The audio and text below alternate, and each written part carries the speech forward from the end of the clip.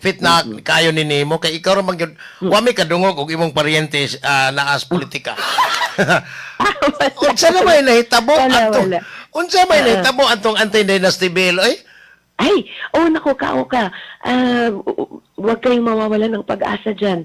Kay bagamat, wala pang na-elect na bagong chair ng Senate Committee on Electoral Reforms, and last time, naidala na po namin yung anti-political dynasty bill sa period of interpellation. So, di ko pa alam kung ako pa ba ang paso-sponsor niyan dahil nasimulan na dati.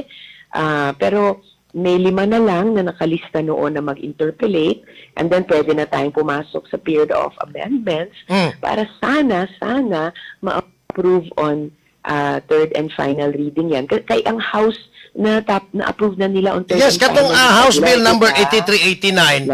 Pero murag giingon nila nga even si Congressman Igay Irese akong na-interview siya. Murag ilad dis katawan o nagpakusog na hinuon sa family dynasty.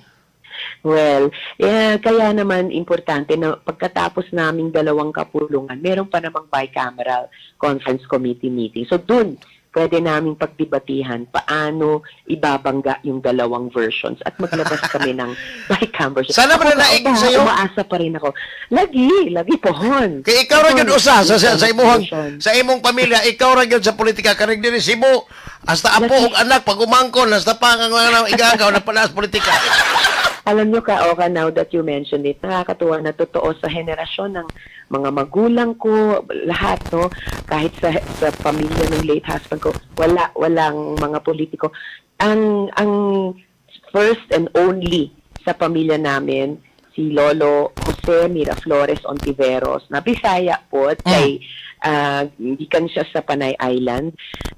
Naging governor siya sa Capiz ug Aklan, naging to the end of his life naging associate justice sa Supreme Court, and then sa 3 branches kasi siya nag-serve, naging senador din siya 1922 hanggang 1928. Nakakatuwa ko kay ang years ko rin karon bilang second term sa Senado ay 2022 hanggang 2023. Murag ikaw ni sumpay na. 1 century apart. So, murag ikaw ni sumpay.